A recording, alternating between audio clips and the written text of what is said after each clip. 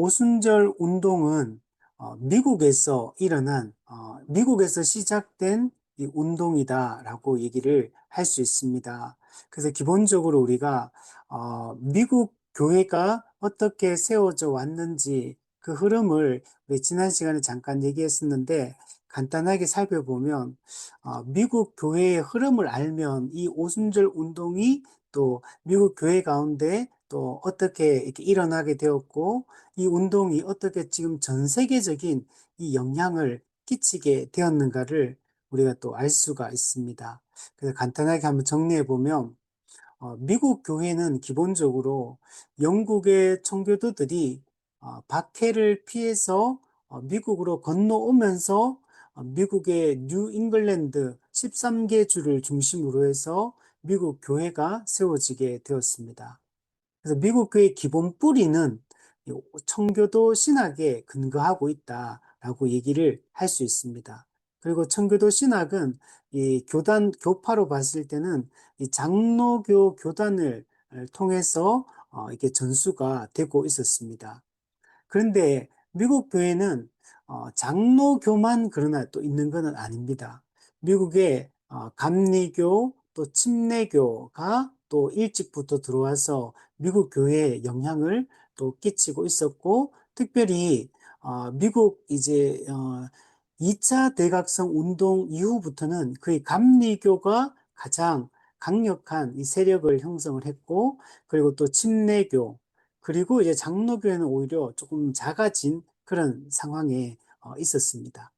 자, 그래서 어쨌든 간에 미국 교회는 기본 이 청교도 신학을 이 정통 이 종교개혁의 기본 사상을 뿌리를 두고 미국 교회가 처음에 세워졌다라고 얘기할 수 있습니다. 그런데 미국에서 1차 대각성 운동이 일어나고 난 이후에 독일에서는 자유주의 신학이 꽃피우기 시작합니다.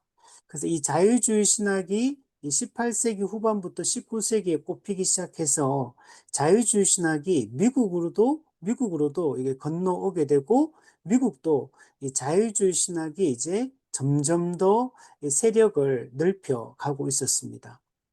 자유주의 신학이 그래서 큰 문제가 됩니다.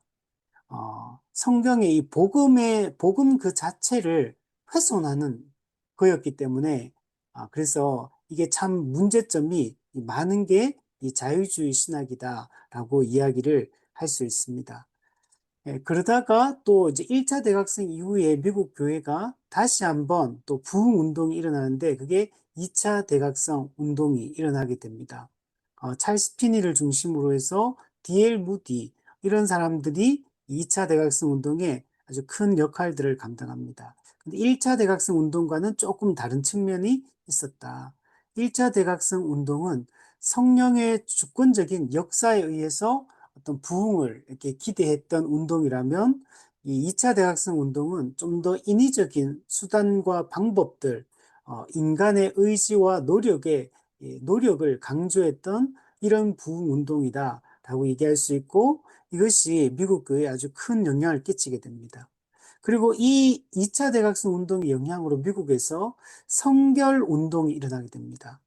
2차 대각성 운동에 다시 미국 교회가 계몽주의의 영향으로 또 이렇게 미국 교회가 또 세속화되어지고 형식적 신앙에 빠지게 되었을 때 미국 감리교 내부에서 다시 우리가 성결하게 살아가야 된다. 거룩하게 살아가야 된다.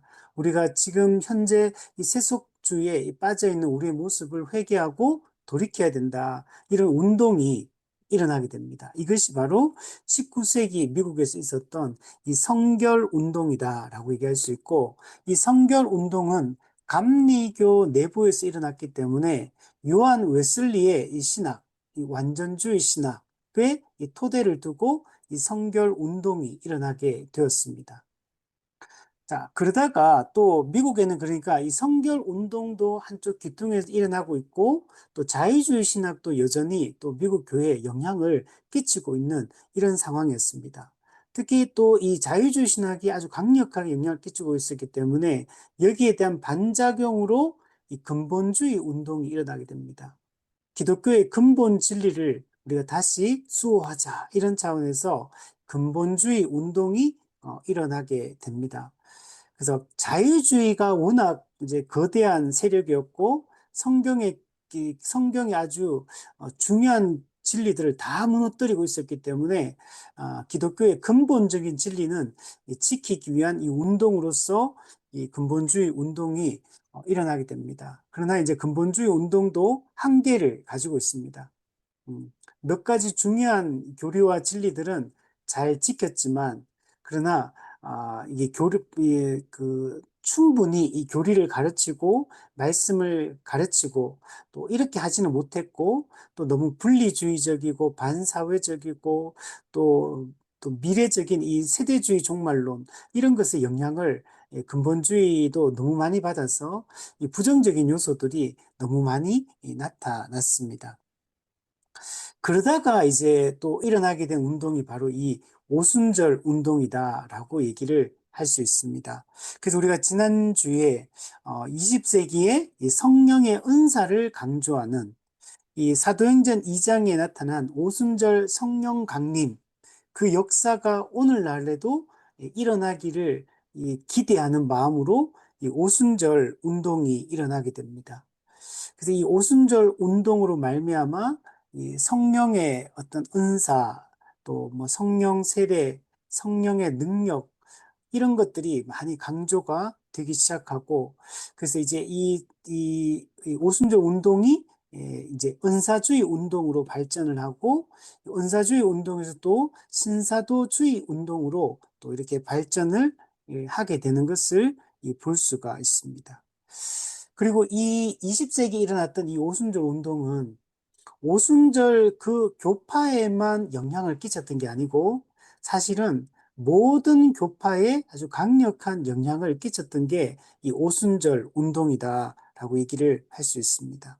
그래서 실제로 이 오순절 교파가 개신교 최대 교파로 성장을 하게 됩니다.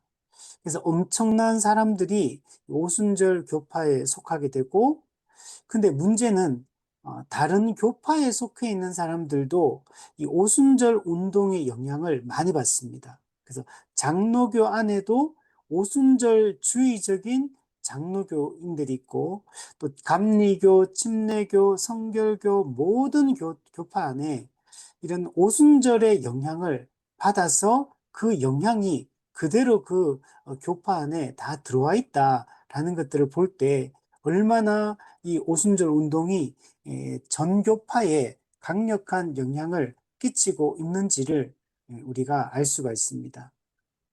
이건 오늘날에도 마찬가지입니다. 오늘날에도 아주 정말 지금도 여전히 이전 세계적으로 볼 때 이 오순절 교파가 가장 숫자적으로 많습니다. 가장 많은 사람들에게 영향을 끼치고 있는 것이 바로 이 오순절 운동이다라고 얘기를 할 수 있습니다. 물론 이제 오순절 운동은 이 고전적 오순절 운동이 있고, 그리고 이것이 좀 수정된 또 오순절 운동으로 이렇게 나아가게 됩니다. 그래서 그런 차이점은 있지만 기본 뿌리는 비슷한 공통적인 부분들을 여전히 가지고 있다라고 얘기할 수 있습니다. 이런 오순절 운동이 일어나게 된 중요한 배경이 뭐냐면 웨슬리 신학입니다. 웨슬리 신학, 요한 웨슬리. 그리고 또 미국에서 19세기에 일어났던 이 성결 운동. 근데 이 성결 운동도 요한 웨슬리의 이 완전주의 신학을 기반으로 이게 태동되었던 게 성결 운동이다라고 얘기를 할 수 있습니다. 그래서 기본 뿌리가 이 웨슬리의 이 1차 대각성 운동 때 일어났던 영국에서 일어났던 오순절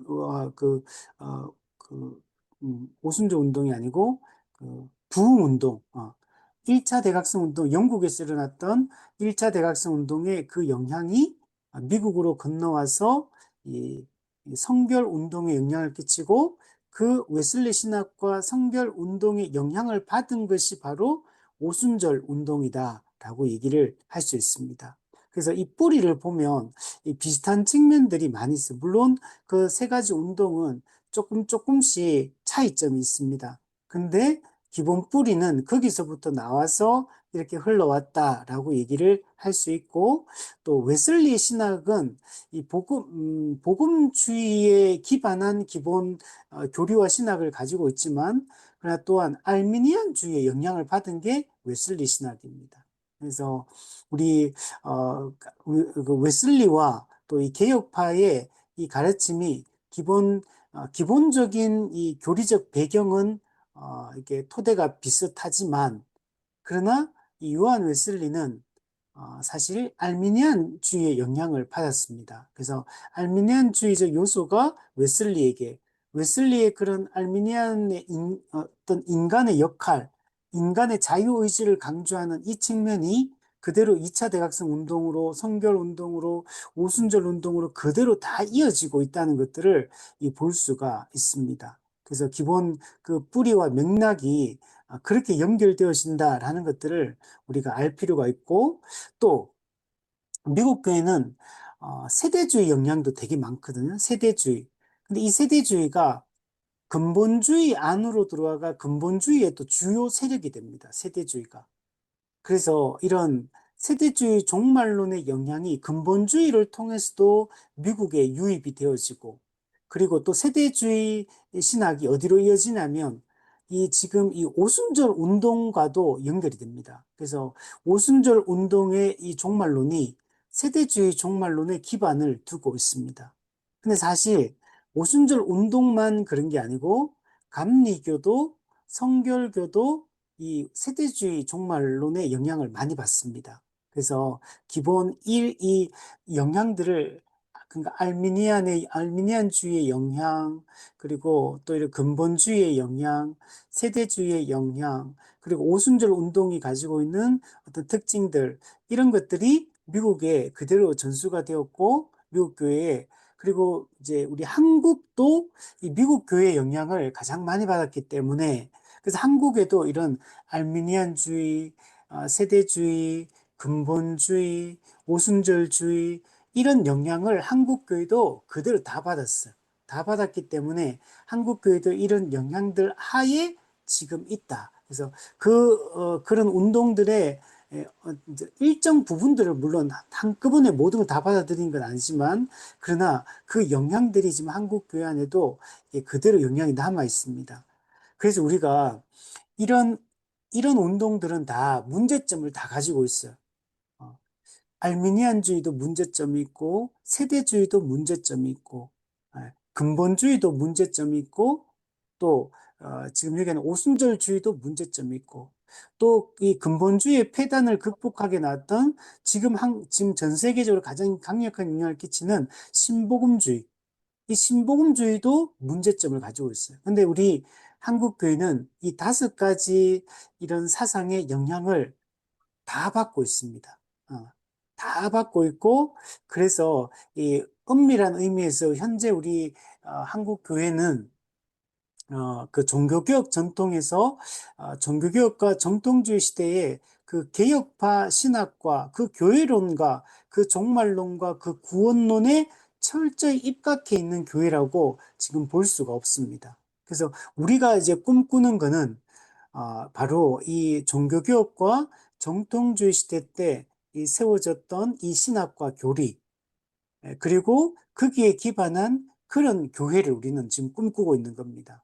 그래서 우리가 이 종교개혁 이후의 교회사를 공부하는 이유도, 현재 우리가 이런 역사 속에 종교개혁 이후의 교회사가 흘러왔던 흐름 속에서 우리가 어떤 영향을 받고 있냐.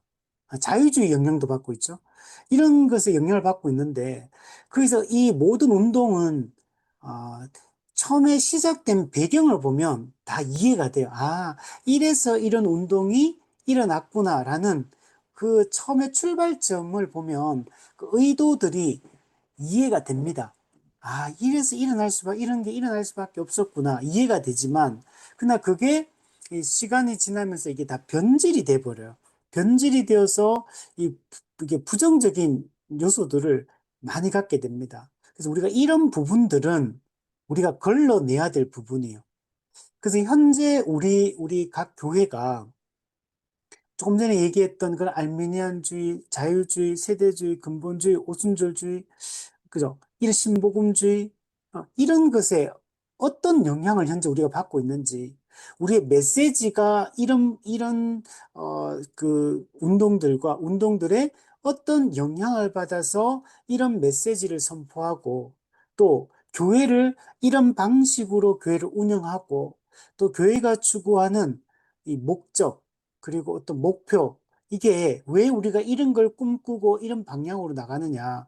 이게 그냥 너무 하늘에서 뚝 떨어진 게 아니고 이런 종교개혁 이후의 교회사의 그 특징들을 그대로 우리가 물려받고 있기 때문에 그래서 우리가 배워야 될 점과 또 우리가 주의하고 경계해야 될 부분들 그리고 빨리 우리가 도려내야 될 부분들 이런 게 어떤 게 있는가를 잘 파악하는 게 우리에게 매우 중요하다.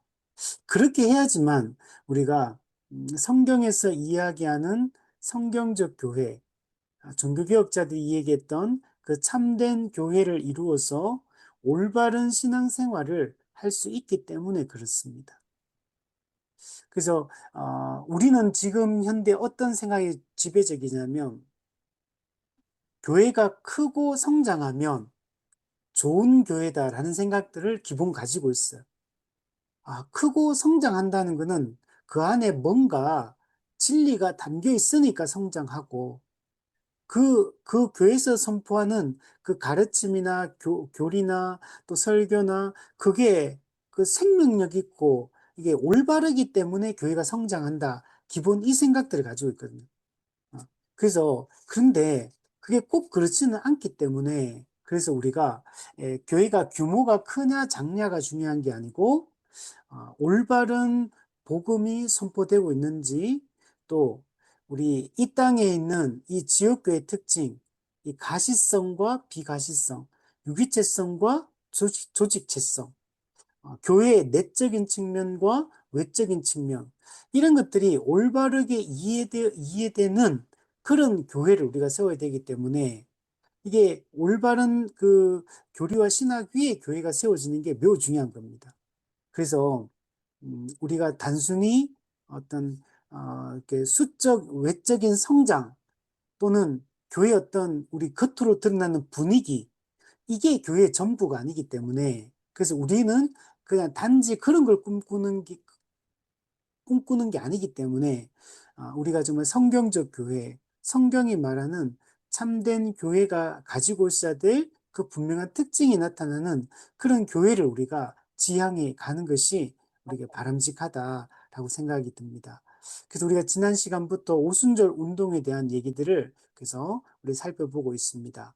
오늘은 이 오순절 운동이 공식적으로 어떤 출발점을 가지고 있느냐, 어떻게 이 오순절 운동이 시작되었느냐, 이 부분에 대해서 우리가 한번 살펴보도록 하겠습니다.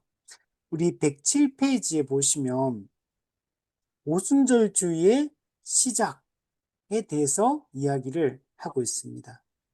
자, 이 내용들을 한번 보면 이 공식적 출발점이 첫 번째 중요한 인물이 감리교 목사였던 찰스 파함, 이 사람이 중요합니다.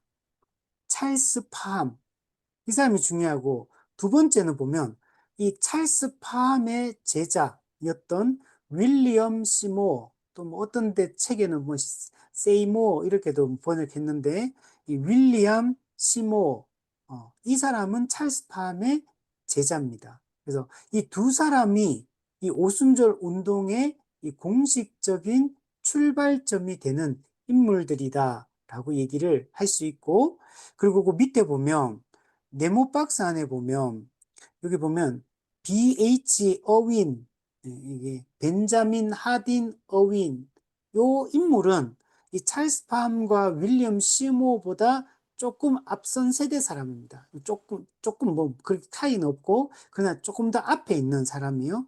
근데 이 오순절 운동이 이 벤자민 하딘 어윈에 의해서 시작되었다라고 주장하는 사람도 있어요. 그런데 이제 그러나 학계에서는 이 사람보다는 찰스 팜과 윌리엄 시모 이 두 사람이 이 오순절 운동의 시작이다 이렇게 보는 게 학계에서는 더 인정을 받고 있습니다. 물론 어윈도 역할이 없는 건 아니에요. 어윈이 사실은 찰스 파함에게 일정 부분 영향을 끼칩니다. 그러나 어윈이 공식적으로 오순절 운동의 시작이다 이렇게 보기는 좀 어렵고, 어윈의 영향을 받은 찰스 파함이 가장 시초의 그런 사람이기 때문에, 그래서 이 찰스 파함을 오순절 운동의 아버지다 이렇게 보통 많이 부릅니다. 그래서 그리고 실제로 이제 오순절을 꽃 피우는 거는 윌리엄 시모 때 훨씬 더 이제 꽃을 피우지만, 그 최초의 시작은 찰스 파함이라고 우리가 생각하는 게 옳습니다.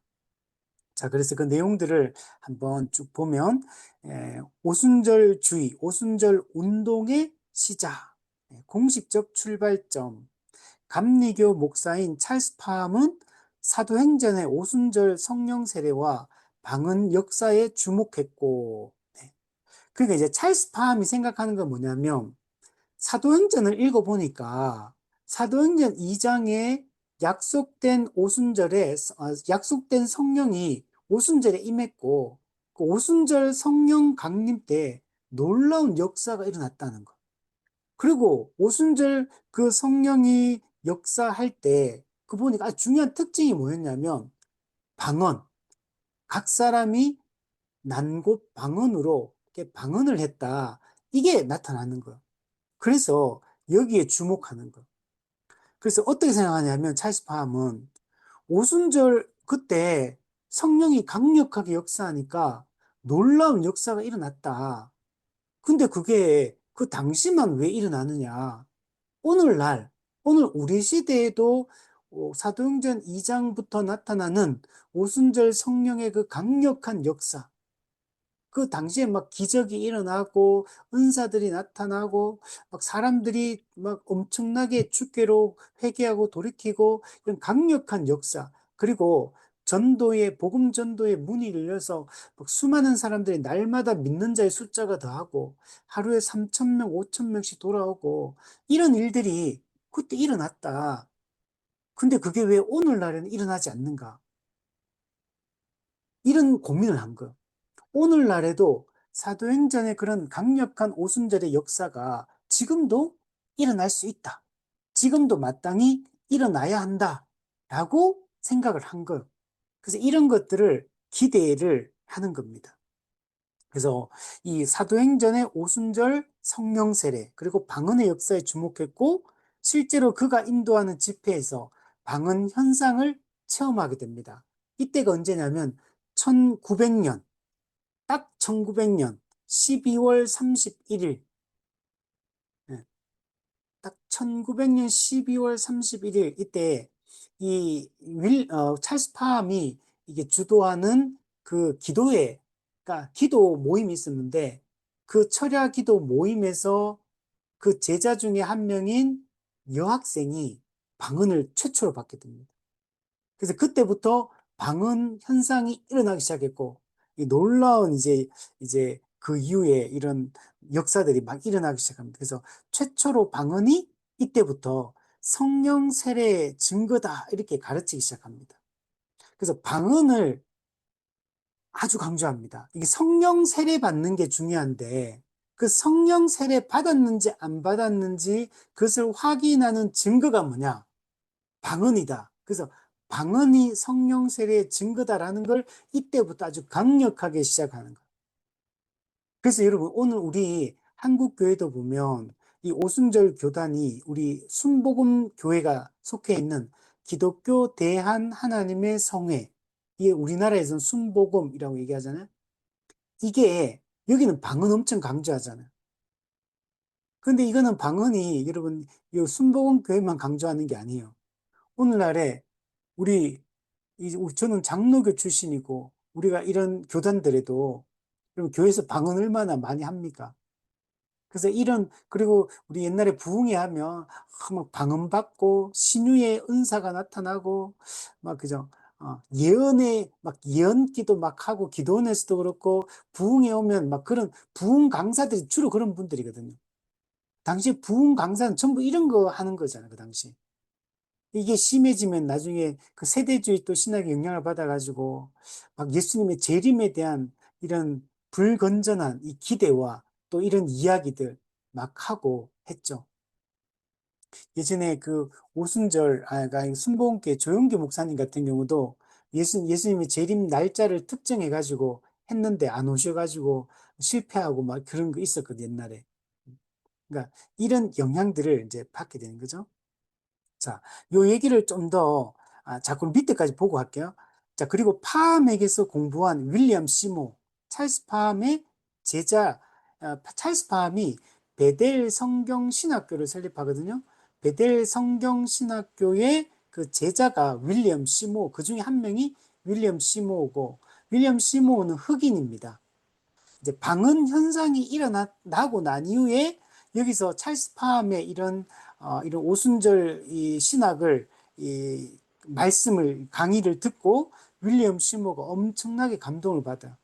그래서 1906년도에 그가 자기가 어떤 단체를 만들어 가지고 거기서 이런 성령 세례 그리고 방언의 역사, 어떤 기적적인 역사 이런 것들을 막 꿈꾸면서 이런 모임 집회를 하게 되고 그게 어디냐면 1906년 로스앤젤레스 아주사 거리 거기에 있는 낡은 한 교회에서 여기서 집회를 하는데 집단적 방언 현상이 일어납니다. 그래서 그전에는 이렇게 띄엄띄엄 나타났다면 막 집단적으로 사람들이 방언을 받기 시작했고 이게 3년 동안 이 집회, 은사 집회가 지속이 됩니다. 그래서 이때 열광적인 어떤 집회 분위기, 어떤 아주 막 열광적인 이런 방언, 막 이런 또 어떤 다른 현상들, 이런 것들이 막 나타나면서 이런 이런 당시로 봤을 때는 놀라운 어떤 변화들이 그때 일어났던 거죠. 이게 3년 동안 이게 지속이 됩니다. 그래서 요 배경이 이 오순절 운동이 일어나게 된 기본 배경, 공식적인 출발점이라고 얘기를 할 수 있습니다. 자, 요 얘기를 제가 조금 더 풀어서 조금 더 설명을 해보면 이 찰스 파함은 우리 조금 전에 우리가 공부했던 그 18세기 성결 운동의 영향을 받았어요. 이 성결 운동은 웨슬리와 또 이렇게 웨슬리 신학의 영향을 받았고, 그래서 웨슬리가 신앙의 2단계론을 주장했거든요. 예, 회심, 중생 회심이 있고, 그리고 이제 성령 세례를 통해 가지고 성결케 돼야 된다. 완전 성결에 이르러야 된다. 이런 신앙의 2단계론을 주장했거든요. 그래서 그때는 그러니까 회심, 그다음 성령 세례. 그 성령 세례가 뭐냐? 성결, 거룩해지는 거, 완전 성결해지는 거. 요걸 얘기를 했었는데, 근데 요게 이제 그 성령 세례의 증거로서 오순절 운동은 이걸 방언으로 바꿔버린 거. 그래서 방언을 성령 세례에 강력한 성령 세례를 받아 성결이 이루어졌다면 그 증거가 뭐냐는 거. 뭘 가지고 성령 세례를 받았는지 성결이 이루어졌다고 말할 수 있느냐, 방언 받았느냐 안 받았느냐 요거 보면 알 수 있다. 이런 식으로 이제 주장을 하게 되는 겁니다. 자, 어쨌든 이 찰스 파함은 이 성결 운동에 영향을 받았고, 그러면 찰스 파함은 당시에 미국 교회를 바라보면서 어떤 생각을 가지냐면 미국 교회가 되게 형식주의적인 교회로 이렇게 조금 이렇게 김이 빠지고 있는 이런 시기였습니다. 교회가 막 이게 1차 대각성, 2차 대각성, 성결 운동 이런 거 통해 가지고 막 그것도 근본주의 운동 이렇게 하면서 뭔가 일어나는 것 같은데 실제로는 또 너무나 형식적이고 또 미국 교회가 또 되게 자만에 빠져 있고 약간 이런 것들이 많았어요. 그래서 찰스 파함이 볼 때는 당시 미국 교회를 볼 때 교회가 이렇게 되어서는 안 된다. 이제 이런 생각 이렇게 흘러가면 안 된다. 이런 생각을 갖는 거죠. 그러면서 그 아까 얘기했던 사도행전을 보면서 오늘날에 우리 지금도 이 오순절 성령 강림의 그 역사 때 일어났던 것처럼 오늘 강력한 성령의 역사가 있어야 된다. 오늘날 미국 교회가 이 성령 세례를 받으면 미국 교회가 또 이 부흥의 역사가 또 일어날 수 있다. 이제 이런 생각을 이 찰스 파함이 하게 된 겁니다. 근데 이 찰스 파함은 사실 공식적인 신학 교육을 받은 사람은 아니에요. 그리고 그 제자인 윌리엄 시모 같은 경우도 공식적인 전문적으로 신학교에서 신학을 공부한 사람은 아닙니다. 이 찰스 팜은 감리교회를 다니고 있었는데 그 감리교회 다니면서 그 당시 미국 교회가 하고 있던 성결 운동에 참여해서 거기서 열심히 운동을 하고 있었습니다. 그러다가 15세 자기가 감리교회 그게 다니면서 성결 운동에 뛰어들어서 막 하다가 15세 때 독립합니다. 감리교회에서 나와요. 나와가지고 독립적으로 교회를 세우고 교회 사역을 시작을 하게 됩니다. 좀 대단하죠? 15살에. 신학교를 다닌 것도 아니에요. 그러니까 아주 빠르게 이제 은혜를 체험했고, 그리고 감리교회에서 성결 운동에 또 10대 초반부터 해서 성결 운동에 또 참여했어요. 그리고 15세 때 독립해서 교회 사역을 시작을 하게 됩니다. 그리고 그러다가 그가 1900년, 태어난 거는 1873년도에 태어났거든요. 근데 1900년, 그러니까 이제 나이가, 얼마입니까? 20, 몇 세쯤 되네, 그죠? 1900년 10월, 캔자스 주에 토피카라는 도시가 있는데, 거기에 이 베델 성경 신학교를 설립을 하게 됩니다. 그리고 이 찰스 팜이 베델 성경신학교에서 그때 당시 학생 수가 한 40명 됐대요. 40명. 그래서 그 학생들을 데리고 이 성결 운동을 한 거죠.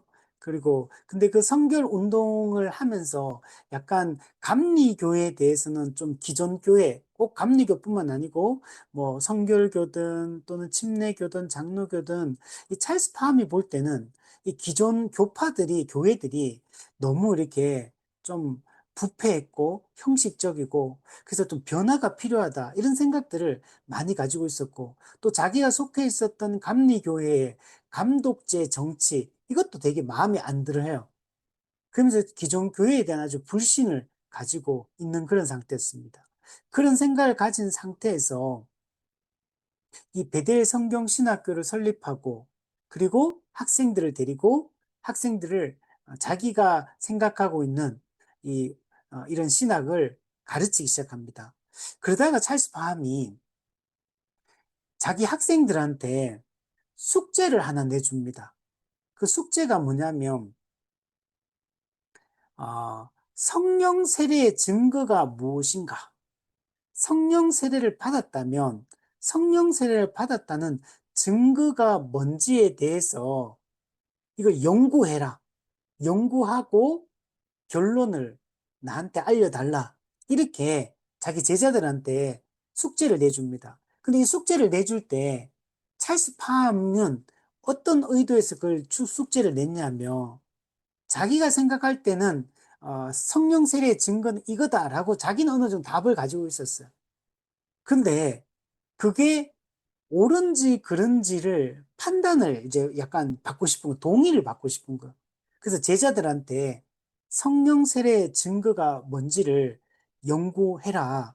그리고 성령님께서 지금도 사도행전 2장의 오순절 그때처럼 지금도 성령이 똑같이 오늘날에도 강력하게 역사하고 있다는 증거를 연구해라. 이렇게 숙제를 내주고 리포트를 이렇게 쓰게 한 겁니다. 그리고 학생들은 그래서 이제 성경을 연구하고 막 성경책을 연구하고 같이 토론하고 막 이런 것들 의견을 나누고 막 그러면서 학생들이 리포트를 써서 결론을 냅니다. 성령 세례의 증거는 방언이다. 이렇게 결론을 내립니다. 이 얘기를 듣고 찰스 파함은 자기도 그렇게 생각하고 있었거든요.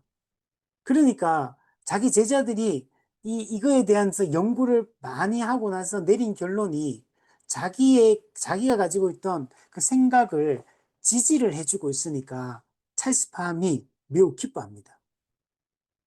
여러분, 당시에 미국에 있는 신학교들, 각 교파의 신학교들, 그리고 주요한 어떤 신학교 교수들, 이런 사람들은 당시에 어떤 생각을 가지고 있었냐면, 은사는 중지되었다. 이렇게 생각했어요. 은사 중지론 이 입장을 가지고 있었습니다. 은사는 초대교회 그때 성경이 기록되는 그 신약 시대 때만 나타났던 그런 현상이지, 오늘 우리 시대는 성경이 다 기록되고 난 이후에 오늘 우리 시대는 이런 은사는 없다. 그래서 은사 중지론의 입장에 미국 교회가 서 있었습니다. 그럼 미국 교회가 그러면 왜 이런 입장에 서 있었냐? 미국 신학교들이 대부분 그랬거든요. 미국 신학교가 계몽주의 사상의 영향을 받고 있었기 때문에 그래요. 이 계몽주의 사상의 영향을 받고 있었기 때문에 뭔가 좀 특이하고 어떤 인간의 이게 경험을 초월해 있는 어떤 특이한 현상, 어떤 영적이고 또 신비롭고 또 신령하다고 느껴지는 이런 체험들, 이런 경험들, 이런 부분들에 대해서 조금 약간 좀 뭐랄까, 거부까지는 아니더라도 좀 이걸 최대한 그렇게 안 보려고 하는 이런 입장이 되게 강했어. 그러다 보니까 이런 은사에 대해서도 초대교회 때 그때 나타났던 현상이고 오늘 우리 시대는 이거는 다 중지됐다. 이제 이렇게 생각을 하고 있었고, 아까 그 찰스 파한 같은 경우는 오순절 성령 강림할 때 일어났던 그게 왜 오늘날에는 왜 일어나지 않는가? 왜 그게 오늘날에 일어날 수 없는가? 그때나 지금이나 똑같은 시대인데 왜 지금은 그런 현상들이 안 일어나는가에 대해서 그런 기대를 가지고 있었기 때문에, 그래서 이제 이 찰스 파함은 이런 자기의 생각을 이렇게 확인받고 싶은, 이게 옳다는 것을 확인받고 싶어 하는 이런 생각들을 가지고 있었던 겁니다. 그럼 찰스 파함이 왜, 그러면 다른 대다수 신학교와 그 교수들은 당시에 은사 중지론의 입장에 서 있었는데 왜 찰스 파함은 이런 생각들을 가질 수 있었냐면, 찰스 파함은 성결 운동에 몸담고 있었기 때문에 그런 거예요. 그래서 원래 요한 웨슬리, 그리고 성결 운동, 2차 대각성 운동, 성결 운동, 이 계열에 있는 분들이 주로 이런 생각을 가지고 있거든요. 그래서 이쪽 입장에 쭉 몸을 담고 있었기 때문에, 그래서 이런 신령한 이런 현상들, 이런 부분들에 대해서 아주 열려있는 입장을 이 찰스 파함도 가지고 있었던 겁니다. 그래서 그럼 학생들은 왜 이런 방언이 성령 세례의 증거다, 라는 이런 생각을 왜 가지게 되었냐면, 성경을 그냥 쭉 사도행전을 읽어보면, 문자적으로 성경을 쭉 읽어보면, 지금 오늘 우리 시대에도 성령의 역사가 그때하고 똑같이 일어나지 않을 이유가 없다는 거. 그때 받은 성령과 오늘 우리가 받은 성령이 똑같은 성령인데, 왜 그때는 그 성령의 강력한 그 특이한 그 역사들이 일어나는데, 왜 오늘날에는 똑같은 성령을 우리도 받았는데, 왜 그런 게 안 일어나겠느냐? 그때 성령의 그런 역사들이 일어났다면, 오늘날에도 동일하게 그 성령의 역사가 일어날 수 있고, 일어나는 것이 마땅하다. 이런 결론을 내리게 된 겁니다. 지금도 성령이 우리에게 은사를 부어줄 수 있다. 그리고 우리가 이런 은사를 받고 성령 세례를 받았다는 그 증거가 오순절 그 성령 강림할 때 방언의 역사가 일어났던 것처럼 오늘 우리 시대 때도 이런 방언의 역사가 성령 세례를 받았다는 그 증거가 될 수 있다. 이렇게 결론을 내리고 이 주장을 했던 겁니다. 그래서 찰스 파함은 자기가 가르치는 제자들이 그 성경을 깊이 연구하고 내린 이 결론, 그 결론이 자기의 생각을 지지해주는 입장이었기 때문에, 그래서 그때부터 이 찰스 파함이 자기 학생들과 뭘 하냐면 철야 기도를 합니다. 그리고 우리나라만 철야 기도가 있었던 게 아니고 이때도 그러면 정말 은혜를 구하며 성령께서 오늘 우리에게도 은사를 부어주시기를, 성령께서 오늘 우리에게도 방언을 주시기를, 오늘 우리에게도 성령께서 기적을 초대교회 때 베풀었던 것처럼 오늘 우리에게도 이런 기적을 베풀어 주시기를, 그때 초대교회 때 경험했던 그 성령의 역사가 오늘 우리에게도 경험되게 해달라고 그래서 기도를 한 거야. 그렇게 기도를 했는데 그 학생들 중에 아그네스 오스만이라는 여학생이 있었는데 이 여학생이 처음으로 방언을 받습니다. 이게 여학생 혼자 받아요. 찰스 파함은 아직 못 받았고 방언을 그 철야기도 도중에 이 자기 제자 중에 한 명이 방언을 받게 됩니다. 그리고 방언 받고 나서 와 그러니까 놀란 거죠. 자기들이 그렇게 오늘날에도 성령의 역사가 지금도 일어날 수 있다라고 생각을 했는데 그게 실제로 경험되어진 거죠. 방언을 받았으니까. 오순절 사도행전 2장의 오순절의 그 성령 강림의 그 역사가 오늘 우리에게도 동일하게 일어났다. 그 생각을 가지고 있었는데 그게 실제로 방언을 받는 걸 보면서 이게 정말 이게 사실이구나. 이렇게 이제 확신을 하게 되죠. 그러니까 어떻게 하겠습니까? 찰스 파함과 나머지 제자는 아직 방언을 못 받았잖아요. 그러니까 그때부터 더 이제는 확신을 가지고 담대하게 이제 은혜를 구하며 이게 기도를 합니다. 그런데 며칠 후에 실제로 찰스 파함과 그 다른 제자들도 방언을 받은 겁니다. 이게 이게 아주 강력한 이들의 그 생각을 이제 지지해주는 이 사건을 경험하게 된 거죠. 그래서 이때부터 이 오순절 신학에서는 방언이 성령 세례의 증거다. 그래서 방언을 받는 게 매우 중요한 겁니다. 방언을 받았냐 안 받았냐가 이게 매우 중요한 그런 내용이 되게 됩니다. 자, 그런데 이 찰스 팜이 이 오순절 운동의 어떤 보면 첫 출발점, 기원이 되는데, 근데 이 찰스 팜이 방언을 강조했던 게 또 뭐와 연결되냐면, 사실 선교적 동기와 이 복음 전도와 연관이 돼 있어요. 그냥 단순히 어떤 신비로운 체험으로서 어떤 방언을 강조했다기보다는 선교적 동기와 맞물려 있어요. 방언은 당시 어떤 생각을 가지고 있었냐면 세대주의 신학이 영향을 많이 받는다 했죠. 그 세대주의가 미국 교회에 영향을 많이 미치고 있었거든요. 그리고 이 세대주의 신학은 지난주에 봤을 때 근본주의 신학에도 영향을 끼치고 또 이런 성결 운동에도 세대주의가 영향을 끼쳐요. 그렇다 보니까 찰스 파함도 당연히 이 세대주의 종말론의 이런 영향을 받고 있는 겁니다. 그러니까 이 세대주의 종말론 입장에 보면 어떤 게 강조가 되냐면 예수 그리스도의 재림이 임박했다. 지금 예수님의 재림이 임박해 있고 예수님이 재림하시면 최후 심판을 하시잖아요. 그러니까 재림이 임박해 있기 때문에 지금 그럼 우리가 뭘 해야 되느냐? 빨리 복음 전도를 해야 된다. 빨리 선교를 해야 된다. 이 시급성을 이들이 마음속에 가지고 있는 겁니다. 그래서 예수 그리스도의 재림 그리고 그 최후 심판이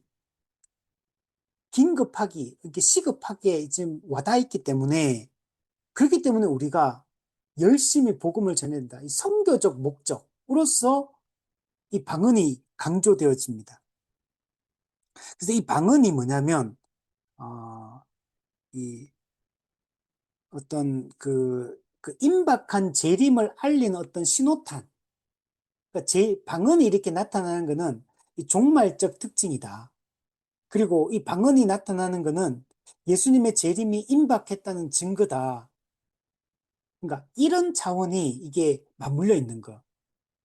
그래서 단순히 그냥 어떤 신비적 체험으로서 어떤 방언만이 강조됐던 게 아니고 이 당시에 형식적 그 당시 미국 교회 그리고 그걸 볼 때 그리고 재림이 임박했다는 이런 배경 속에서 찰스 파함은 이런 강력한 성령의 역사, 강력한 성령 세례, 그리고 방언의 역사, 그 증거로서 방언, 이런 게 강조되었던 게 당시 형식주의적인 신앙에 빠져 있는 미국 교회를 일깨우고 미국 교회가 정신 차리고 열심히 임박한 재림을 준비하기 위해서 복음 전도를 하고 선교를 하고 이런 것을 강조하면서 이 방언을 이게 강조가 되고 성령 세례가 이 강조가 좀 되고 있었던 것입니다. 그럼 이렇게 된 배경이 당시에 그 찰스 팜이 세웠던 이 베델 성경 신학교에 나오는 그 학생들이 주로 어떤 사람이냐면 다 사회적으로 가난한 학생들이, 가난한 집안의 학생들이요. 불우한 학생, 가난한 학생, 이런 사람들이 대부분이었거든요. 그러다 보니까 이 사람들이 종말론에 있어서 어떤 종말을 취할 수밖에 없냐면 이런 전천년적 그 천년왕국설, 이 천년왕국론 중에 후천년설, 전천년설, 또 이렇게 세대주의 전천년설, 역사적 전천년설, 뭐, 또, 그, 무천년설, 이런 게 있거든요. 그 중에 주로 전천년설, 역사적 전천년설과 세대주의 전천년설, 이런 쪽에 관심을 많이 갖게 됩니다. 그러니까 왜 그러냐면, 이 예수님이 재림하시면 천년왕국이 이루어지고 예수님이 재림하시면 천년왕국이 이루어지고 나서 문자적 천년왕국이 이 지상에 만들어지고 나서 하나님 나라가 완성되기 때문에 그러니까 이 땅에서 가난하고 불우하고 고난받고 이 땅에서 사는 게 힘들고 고난이 많고 이런 사람은 이 세상에 오래 살고 싶겠습니까? 빨리 천국이 이루어지는 게 좋잖아요. 빨리 천년왕국이 이루어지고 빨리 천국이 이루어지면 좋으니까 이런 가난하고 억압받는 고통스러운 현실을 살아가고 있는 사람들은 이런 전천년설, 이게 역사적 전천년설, 세대주의 전천년설이든 이런 것에 영향을 받게 돼 있어요. 그러니까 이런 사상이 맞물려서 이렇게 돌아가게 되는 겁니다. 그러니까 이런 임박한 재림 앞에 그 성령의 강력한 역사를 이게 전하는 수단으로서, 그 방언, 신호로서 이런 것들이 이제 강조가 되었던 겁니다. 자, 이렇게 해서 그래서 찰스 팜의 이 베델 성경 신학교를 중심으로 해서 방언의 역사를 이제 경험한 거예요. 자, 근데 이걸 누가 이제 이어받게 되냐면 그 제자인 윌리엄 시모가 이걸 이어받게 됩니다. 그래서 이때부터 찰스 팜은 방언이 성령 세례의 증거라고 이제 열심히 설파하기 시작했고 가르치기 시작한 거예요. 근데 윌리엄 시모가 그 제자로서 이 가르침을 받게 됩니다. 근데 이 당시는 인종차별, 흑인과 백인의 이런 인종차별 이런 게 아주 강한 시대였거든요, 미국이. 그러니까 이 윌리엄 시모 같은 경우는 그 흑인. 흑인이니까 당시 백인들하고 한 교실에서 강의를 못 들어요. 공부를 못 해요.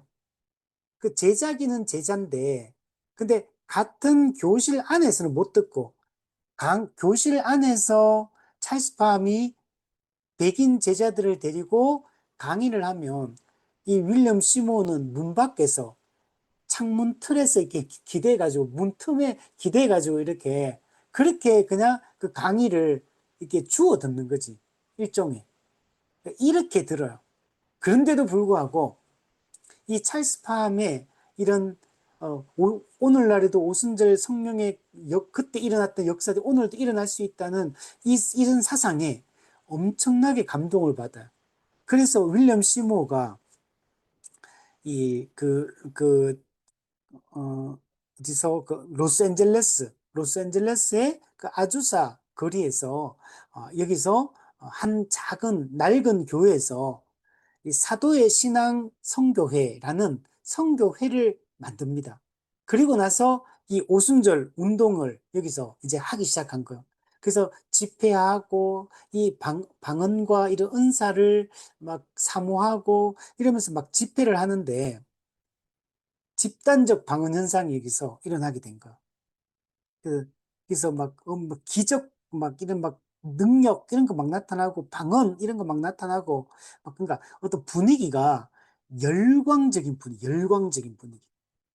이 사람들은 다 가난한 사람들이 다 흑인들이고, 이때 막 이런 사람들이 많고 이러니까, 또 히스패닉계, 이런 사람들.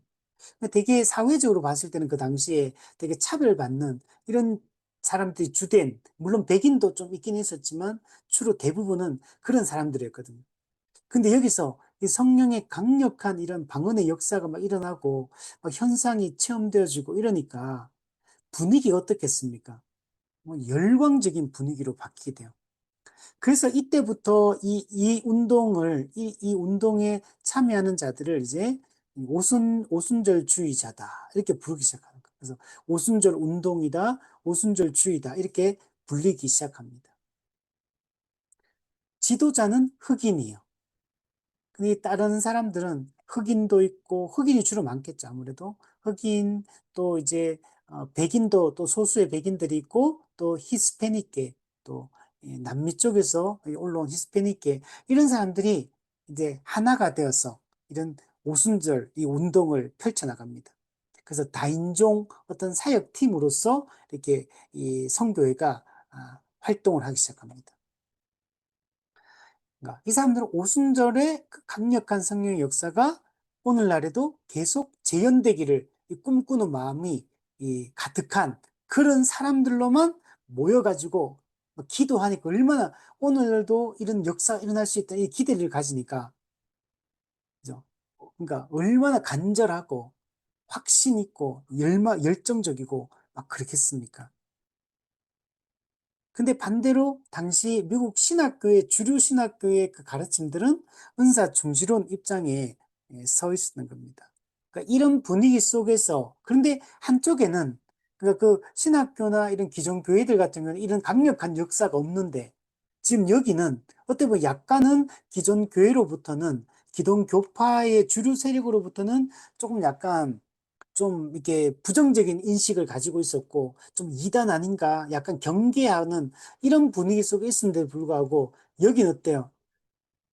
막 방언을 받고 사람들이 은혜를 체험하고 뭔가 변화가 일어나고 이러니까 근데 그게 막 집단적인 거 이게 그냥 아주 소수 조금 이런 게 아니고 아주 폭발적인 성장을 하면서 사람들이 체험을 해버리니까 이런 걸 이게 옳으냐 그르냐 우선 따지기 전에 이런 체험을 해버리니까 이 체험 앞에서는 이게 말을 못 꺼내거든요. 내가 지식이 아무리 많아도 내가 어떤 뭔가를 체험했다 이러면요. 그 개인에게는 그 체험이 강력한 체험이거든요, 이게.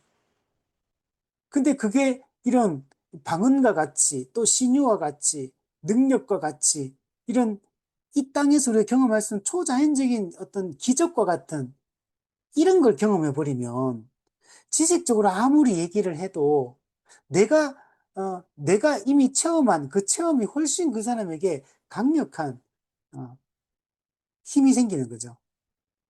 그러니까 이러니까, 여러분, 이 계열의 운동이 아주 폭발적인 성장을 하는 게 이런 것 때문에 그래요. 대신에 사실은 오순절 운동은 교리적으로는 매우 약하고, 제대로 된 어떻게 보면 좀 신학이라고 불릴 만한 것들이 매우 약해요.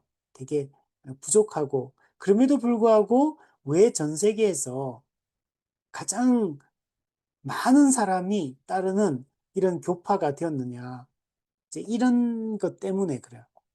그리고 또 이 오순절 운동은 또 나중에 가보면 알겠지만, 이 기복주의로 많이 흐릅니다. 기복주의.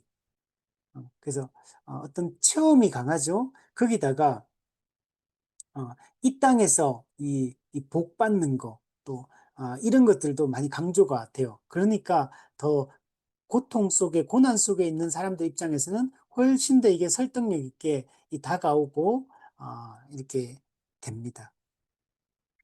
자, 그래서 이런 윌리엄 시모를 통해서 이게 한 3년 정도 아주사 거리를 중심으로 아주 강력하게 이 운동들이 펼쳐지게 되었고, 이 아주사 부흥이 그래서 미국뿐만 아니고, 여기 로스앤젤레스뿐만 아니고, 미국 전역에 영향을 끼칩니다.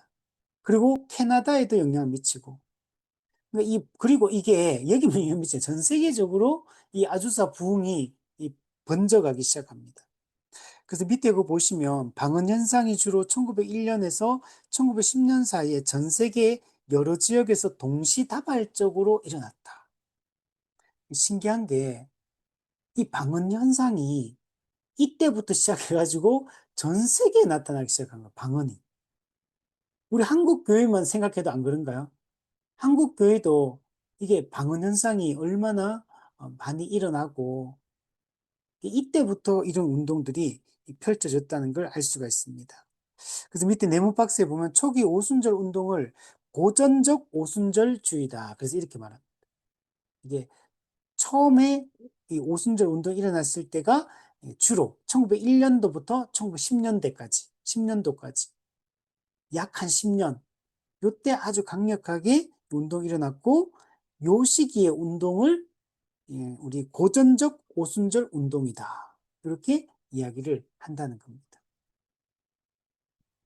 자, 그리고 그 위에 보면, 네모 박스에 보면, 근데 요 찰스 팜과 윌리엄 시모어보다 조금 앞서서 누가 어떤 영향을 끼치냐면, 이, 이 벤자민 하딘 어윈 목사. 이 사람은 침례교 목사입니다. 침례교 목사인데 이 벤자민 이 어윈 목사가 이 사람은 성결 운동을 원래 하던 사람이에요. 성결 운동. 성결 운동에 속해서 침례교 목사지만 감리교에서 이게 추진되었던 성결 운동에 아주 큰 영향을 받았던 사람이었고, 그래서 성결 운동의 열렬한 지지자로서 이 활동을 했던 사람인데, 이 사람이 1895년에 이 사람이 뭘 주장하기 시작하냐면 성결 체험 이후에 불세례를 받아야 된다. 또 이런 주장을 또 하기 시작합니다. 이 불세례는 제3의 체험이라고 할 수 있어요. 우리 요한 웨슬리가 얘기했던 게 이 신앙의 2단계론을 얘기한다 그랬죠. 첫 번째는 중생 또는 회심. 그리고 두 번째는 성령 세례. 이 성령 세례는 성결과 관련, 성결. 그러니까 성령의 역사가 두 단계로 일어나는 거예요. 회심을 하게 하는 것과 성결하게 하는 것. 이 성결하게 하는 두 번째 이 축복을 성령 세례라고 불렀거든요. 이게 그대로 지금 이어져서 오고 있어요. 근데 이 어윈 같은 사람은 그래서 성결 운동에서도 이 2단계론을 얘기를 했는데 이 어윈 같은 경우는 3단계론을 지금 3단계를 얘기하는 거. 1단계 중생, 2단계 성령 세례 성결, 3단계 이 불세례. 불을 받아야 된다. 불세례를 받아야 된다. 라고 주장하면서 제3의 체험을 해야 된다. 라고 급진적인 이 주장을 했던 겁니다. 그러니까 성결 운동 가운데서도 더 급진적인 이 운동을 주장을 했던 사람이 바로 이 어윈 목사다라고 얘기할 수 있습니다. 이 사람이 자기가 성결 체험을 2단계의 그 성결 체험을 하고 난 이후에 자기가 이제 이 불세례를 받았고 그래서 이 불세례를 따른 사람들도 받아야 된다. 이러면서 이 운동을 펼칩니다. 그 밑에 보면 이 사람이 세운 교회가 무슨 교회냐면 불세례 성결교회. 그래서 불세례 성결교회 이렇게 이름을 지었습니다. 이게 하나의 교파처럼 이렇게 만들어집니다. 그리고 이 사람이 잡지를 발행했는데 불 붙는 석탄 전부 다 불과 관련돼 있어요. 이 사람이 볼 때 성경을 볼 때 이 불이 중요해. 불이 불세례 이게 중요한 이 사람 볼 때는. 그래서 불 붙는 석탄이라는 이 잡지를 만들어 가지고 자기가 주장하는 이 불세례를 체험해야 된다. 제3의 체험을 해야 된다. 라고 이 사람이 이 주장을 막 하기 시작합니다. 근데 이 사람의 이런 주장을 누가 영향을 받냐면 찰스 파함이 영향을 받아요. 물론 찰스 파함은 이 불세례를 받은 여지랑과 똑같이 주장하지는 않아요. 그렇지만 이 사람이 강조하는 이 강력한 성령의 역사를 받는 이런 것들을 중요하게 여깁니다. 근데 재밌는 거는 이 어인 목사가 그러니까 이제 3단계론처럼 이렇게 얘기를 해가지고 불세례를 받아야 된다 이까지 얘기했는데 근데 그렇게 해가지고 이제 성도들을 가르치고 했는데 성도들이 불이 안 붙어 잘 불이 붙었는 것 같았는데 나중에 보니까 성도들이 맹숭맹숭하고 이렇게 이런 거야. 불이 안 붙어. 신앙의 열정이 막 자꾸 식고, 막 이러니까 이 어윈 목사가 그 다음에 이제 새로운 주장을 하기 시작합니다. 그게 뭐냐면, 다이너마이트 세례를 받아야 된다. 이렇게. 이 새로운, 성경에도 없는, 다이너마이트 세례를 받아야 된다. 이런 식으로 막 또 이상한 주장을 막 하기 시작해요. 그래서 결국에는 이 어윈이 어떻게 되냐면, 이 성결교회에서 쫓겨납니다. 어쨌든 이 사람의 이런 게 있었고, 이제 이 영향을 찰스 파함이 좀 받고, 그래서 찰스 파함 때 이제 방언의 역사를 경험하고, 윌리엄 시모가 그것을 더 꽃피우는 역할들을 했다. 이렇게 오순절 운동이 이렇게 시작되었다라고 얘기할 수 있어요. 우리 3번에 보면, 이로 인해 시작된 오순절주의. 그래서 오순절 교단이 이제 미국에서 설립이 됩니다. 1913년, 14년 최초의 오순절 교파인 하나님의 성회. 이게 이제 오순절 교파의 최초로 세워진 교단입니다. 하나님의 성회가 세워지고, 그 다음에 국제사중복음교회. 또 요게 세워지게 됩니다. 국제사중복음교회. 우리 성결운동에서 사중복음 얘기했었죠. 사중복음. 그래서 중생, 성결, 신유, 재림. 이게 성결운동에서 얘기했던 이 사중복음이거든요. 근데 국제 사중복음교회. 근데 오순절 운동이 이거는. 그리고 순복음교회. 예. 그래서 순복음교회라는 거는 우리 지난주에 했던 순수한 복음이 아니고 완전한 복음. 이 사중복음이라는 완전한 복음이라는 차원에서 이 순복음교회라는 이 미국 교단이 만들어지게 됩니다. 그래서 이런 오순절 교단이 미국에서 이렇게 다양하게 창설이 됩니다. 그러니까 오순절 교단이 하나의 교단으로 딱 정착된 게 아니고 조금씩 또 주장이 조금씩 다르다 보니까 이렇게 여러 개의 교단으로 이렇게 세워졌다라고 말할 수 있어요. 그리고 미국에 만들었던 순복음교회 요 교단에서 여기서 이제 한국으로 요 교단이 들어와서 이제 기독교 대한 하나님의 성회가 만들어지게 돼요. 이게 1953년에 만들어집니다. 그럼 1953년이 언제냐면은 6.25 전쟁이 끝나는 해입니다. 6.25 전쟁이 끝나는 그 해에 한국 이 오순절 교단이 최초로 만들어지게 됩니다. 자, 그거는 옆에 우리 그 108페이지 메뉴에 한번 보시면 한국의 이 오순절 운동이 어떻게 들어오게 되었느냐를 보면 1927년 또는 28년, 이게 뭐 학자들마다 조금은 다른데 보통 28년이라고 많이 얘기하더라고요. 어쨌든 28년에 한국에 이 메리 럼지라는 여자가 들어오게 됩니다. 메리 럼지. 이 메리 럼지 여사가 한국의 아시아 선교에 대한 이 꿈을 가지고 그리고 한국 인천항에 들어오게 됩니다. 그래서 1928년 인천항에 도착하게 되었고 그리고 한국에서 이 오순절 운동을 펼치기 시작합니다.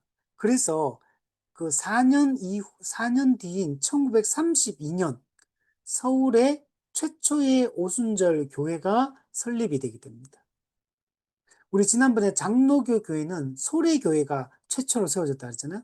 오순절 교회는 이 1932년에 서울에 일제시대 때 서울에 이 오순절 교회가 최초로 세워지게 되고 오순절 교단이 세워진 건 아까 얘기했던 1953년 기독교 대한 하나님의 성회. 요게 이제 순복음교회가 됩니다. 요게 순복음교회, 조영교 목사님을 중심으로 하는 순복음교회가 됩니다. 그래서 순복음교회가 이후부터 한국 교회에 아주 진짜 큰 영향을 미칩니다. 그래서 한국에 이 순복음교회가 정말 어마어마한 영향을 그때부터 끼치기 시작하고 그 분위기가 우리 한국교회 옛날에 이 부흥회 생각해 보시면 60년대, 70년대, 80년대 부흥회가 전부 이쪽 이 오순절 교단의 그 부흥 집회 분위기가 우리 장로교, 감리교 다 들어간 거예요, 이게. 그래서 우리가 예전에 경험했던 부흥회 생각해 보면 전부 이쪽 분위기인 거예요. 우리 그 방언 받고 막 기도 막 찬양 많이 하고 기도 막 통성으로 기도하고 또 부흥사 오면 전부 다 뭐, 뭐 성령의 불 받으라고 하고 막 뭐 안수기도 하면서 막 예언기도 하고 또 막 병든 자들 뭐 병 고치는 이런 신유 이런 걸 막 기대하면서 막 그 기도하고 막 그래 뜨겁게 뭔가 성령의 강력한 역사를 어떤 체험하는 이런 분위기에 이게 기본 부흥의 분위기였잖아요. 그리고 각 교회들도 옛날에 1년에 한 번씩, 두 번씩 부흥회 하면 막, 뭐 강사들 모시고 그러면 막 옆에 있는 교회 성도들도 이 교회 부흥회 한다 그러면 다른 교회 성도가 이쪽 교회 오고 또 저쪽 교회 부흥회 하면 또 우리 교회 성도가 그쪽 교회 또 부흥회 쫓아가가지고 하면 그래서 옛날에 제가 어릴 때만 해도 교회에서 부흥회 한다 그러면 그 목사님 강단 뒤에까지 사람이 빼곡하게 들어차가지고 강단 위에까지 다 앉아가지고 앉을 자리가 없어가지고 막 그 진짜 빡빡하게 막 통로까지 다 앉고 막 이게 옛날에 한국 교회 그게 제가 경험했던 게 80년대도 그랬는데 70년대 이때는 얼마나 더 있겠습니까? 막 이런 분위기가 이제 이 오순절 이 교단의 여러분 영향이다라고 얘기를 할 수 있습니다. 이 메리 럼지 여사도 똑같아요. 성령 충만, 어떤 방언, 신유 이런 것들을 강조를 했습니다. 근데 이 메리 럼지 여사가 어떤 사람이냐? 아까 전에 윌리엄 시모어가 1906년도부터 1919년도까지 3년 동안 아주사 거리에서 그래서 집단적 방언 현상이 일어나고 그때 막 놀라운 역사가 일어났다 했죠. 이때 이 3년 동안의 그 아주사 부흥이 일어날 그때 은혜 받던 사람이 메리 럼지였어요. 윌리엄 시모의 아주사 부흥 운동 그때 은혜 받아가지고 이 사람이 이 부흥 운동에 이 오순절 운동에 뛰어들었던 사람이 메리 럼지 여사고 이 사람이 아시아 선교에 대한 꿈을 가지고 한국에 와서 한국 오순절 교단이 세워졌고 그 한국 오순절 교단의 영향으로 한국 교회도 세워져서 지금까지 오고 있다라고 말할 수 있습니다. 우리 다시 107페이지 맨 밑에 보시면 네모 박스에 보면 2000년에 전 세계에서 자신을 오순절 교회 신자라고 하는 사람의 수가 5억 명 이상이다. 5억. 야, 그죠? 전체 기독교의 25%가 나는 오순절 신자다. 이렇게 주장을 한다는 겁니다. 근데 아까도 얘기했지만 난 오순절 교단에 속한 사람이 5억인 거고 근데 이 오순절주의가 장로교회도 영향을 끼치고 침례교도 성결교회도 감리교회도 성공회도 여러분 뭐 고신회도 합동회도 다 영향을 미치는 거예요. 그리고 우리는 합동이나 고신이나 이런 합신이나 이런 교단들은 신학적으로 매우 보수적인 교단이거든요. 근데 여러분 우리 합동 교단에 속해 있는 교회들 가보세요. 순복음 교단에 속해 있는 교회만큼이나 방언이라든지 또는 이런 신유라든지 은사 예언이라든지 어떤 기적적인 거 이런 거, 그 분위기가 장로교 교단인데도 불구하고 교회는 이렇다는 거죠. 그래서 얼마나 이 오순절 운동이 이 분위기가 영향을 많이 미치고 있는가를 보여주고 있는 겁니다. 특히 이제 이 오순절 운동은 주로 어디서 많이 꼽히느냐면 남아메리카, 라틴 아메리카, 그리고 아프리카, 아시아 이쪽에서 이 교단에 영향을 많이 미칩니다. 특이하게도 좀 약간 유럽이라든지 또 북미 이런 쪽에는 이 오순절 교단이 세력이 좀 약한 반면에 오히려 이런 아프리카, 라틴 아메리카 또 아시아 특히 아시아 중에도 이게 동남아시아 이쪽에서 영향을 많이 미칩니다. 그래서 이 오순절 운동은 약간 좀 가난한 나라 또는 좀 또 이렇게 학력이 좀 낮은 지역, 좀 가난한 사람들, 좀 소외된 사람들, 그러니까 이 땅에서 현실적으로 좀 고난이 많고 좀 어려움을 많은 이런 지역에 오히려 큰 이 영향을 끼치고 있다는 걸 알 수가 있어요. 그래서 이 오순절 운동은 좀 지식층들, 좀 부한자들, 사회의 주류 세력들, 이런 사람들에게보다는 좀 힘들고 가난하고 어려운 사람들에게 이 오순절, 이 운동이 훨씬 영향을 많이 미치고 있다는 걸 알 수가 있어. 그래서 오순절 이 운동 같은 경우는 주로 대중들, 그냥 서민들, 이런 사람들에게 이게 많이 뿌리를 내리고, 그리고 특징이 또 하나가 폭발적인 성장을, 폭발적인. 그러니까 이게 천천히 점진적으로 성장하는 이런 형식이 아니고, 한번 들어가면은 폭발적 반응들, 그 폭발적 성장, 이런 것들이 주로 많이 일어나는 것들을 볼 수 있습니다. 그래서 이 오순절 운동의 이 교회를 보면 되게 열정적입니다. 열정적. 신앙의 분위기 자체가 열정적 분위기예요. 이게 심하면 뭐 아까 얘기했던 열광적이다. 열광주의. 이쪽으로 흐릅니다. 그리고 예배가 자유로워요. 좀 이렇게 형식에 얽매이지 않는 좀 자유로운 예배 분위기를 형성합니다. 그래서 우리 말씀도 있고 찬양, 기도, 방언, 또 뭐 예언, 신유 이런 것들이 예배 속에 많이 드러납니다. 제가 어느 교회에 대한 얘기 듣는데 그 교회도 매 주일 예배 때 간증을 많이 한다 하더라고요. 간증, 예배 시간에. 보통 우리가 주일 공예배 시간에 간증자를 잘 세우진 않잖아요.